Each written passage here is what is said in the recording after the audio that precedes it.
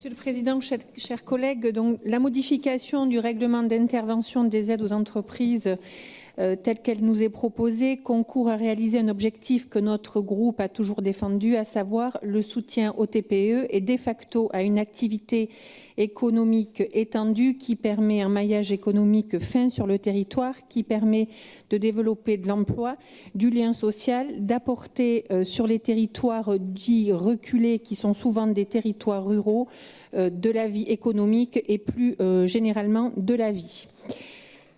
Le soutien à leur développement est donc pour nous fondamental. Toutefois, si nous souscrivons bien sûr à l'exposé des enjeux et des objectifs qui sont posés, ce rapport appelle quelques observations.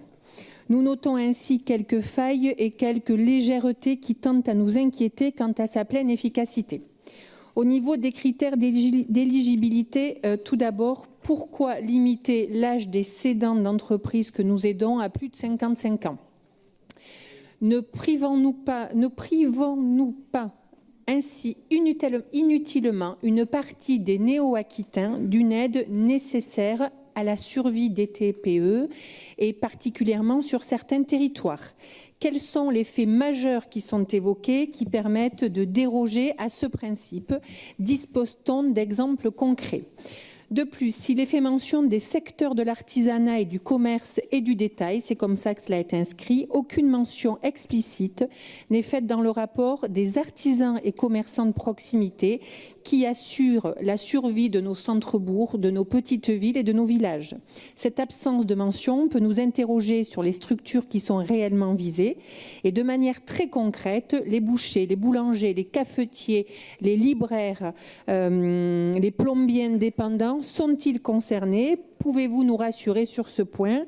Et si tel est bien le cas, il me semble opportun de le mentionner pour montrer qu'ils font partie intégrante de la stratégie régionale de soutien aux TPE, mais également pour qu'il soit clair et bien établi que ces structures seront soutenues.